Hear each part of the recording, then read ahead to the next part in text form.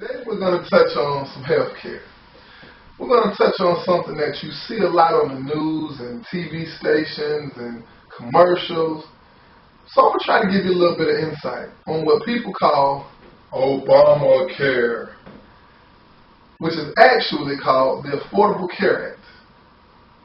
The Affordable Care Act offers you and your family many new benefits, rights, and protections on all new plans. What does that mean exactly? For years, health insurance has, how can I say this nicely? Tricked, got over, took advantage of, abused, punished, and stuck it to the average hard-working American. Now, do I think that the Affordable Care Act is the solution to all health care problems? No. But do I think it is a start?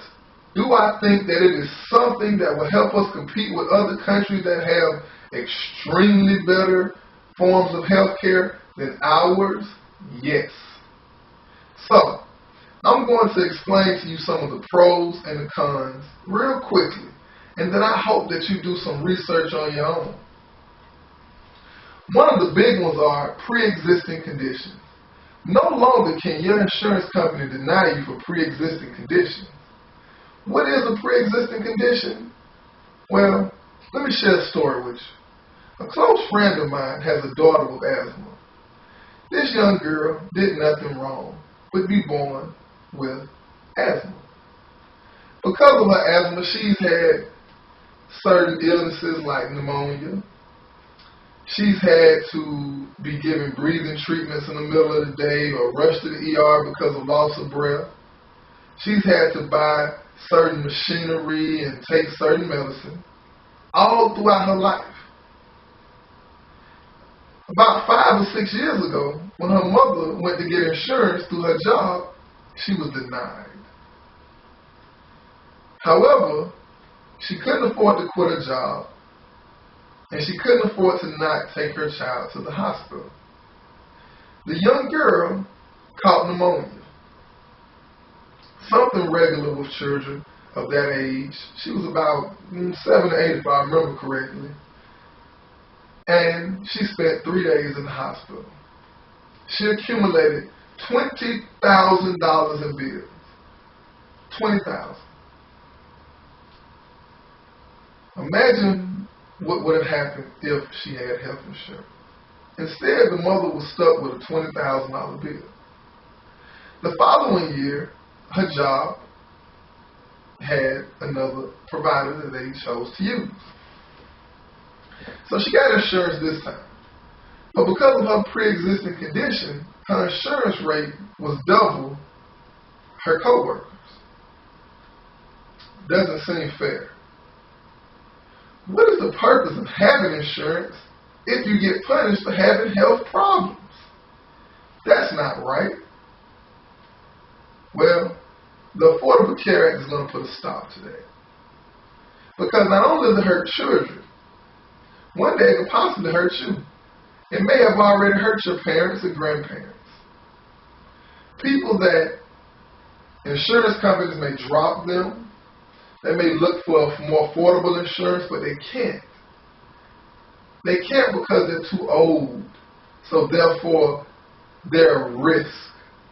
They can't because they have some form of born disorder that they couldn't even prevent. Aren't we supposed to be America? Land of the free? Mr. Patriotic? Anti-communist? All these beautiful things,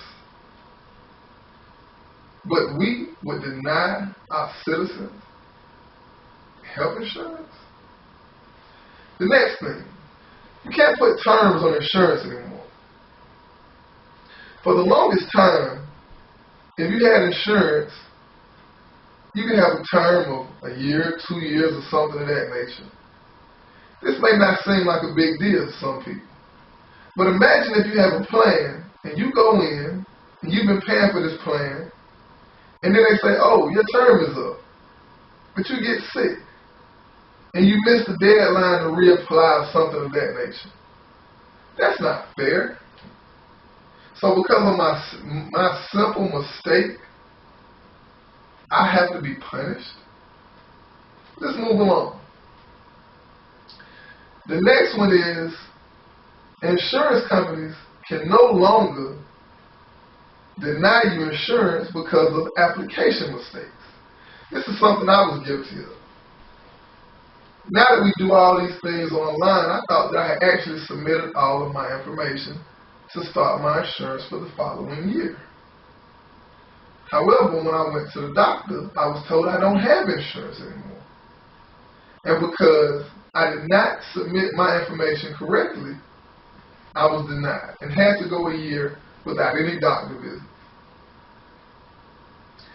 Again, imagine if I was your child, or even if it was your father or your mother, and they got sick. Would you want them to be denied the help all because they forgot to hit the button submit or sign line 2, but they signed 1 and 3? That's not fair. And the last one I'm going to touch on real quick is that insurance companies can no longer drop you just because you get sick. Yeah, crazy, but it happens. Now, let's talk about some of the cons. Yes, there are some tax issues involved. For those individuals that make more than $90,000 a year, your insurance rates probably will increase.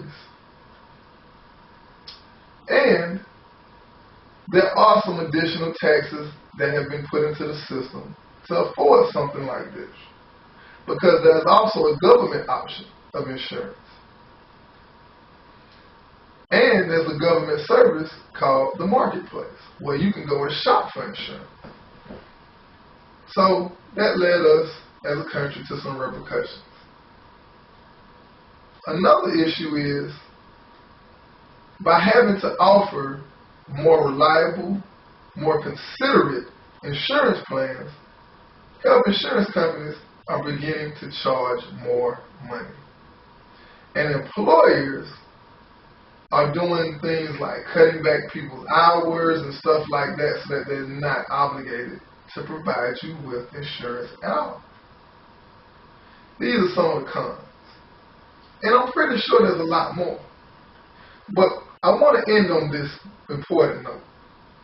In 1945, President Truman introduced an idea to change healthcare, because he saw too many of our senior citizens go into hospitals and accumulate bills that they could not afford. And private insurance companies were charging extremely high amounts. It took 20 years before Lyndon B. Johnson passed what we know today as Medicare. Medicare has helped senior citizens and people fighting with disabilities, mental and physical, all over this country. Eventually, Medicare added something called Medicaid.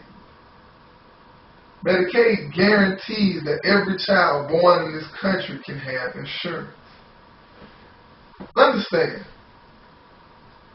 at that time, we were in the worst financial situation that this history has ever experienced.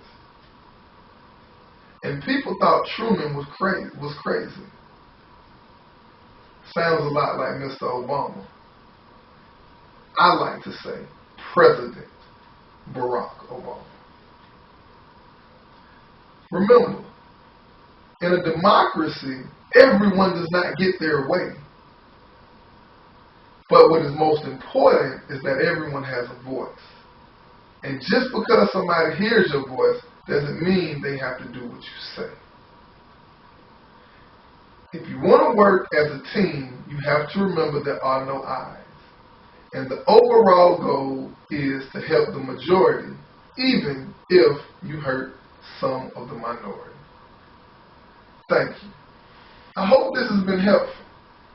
As always, if you have any questions, contact me. 404-465-7811 is my cell. 678-324-8620 is my business. Iman Hunter at tcs4everyone.org is my email.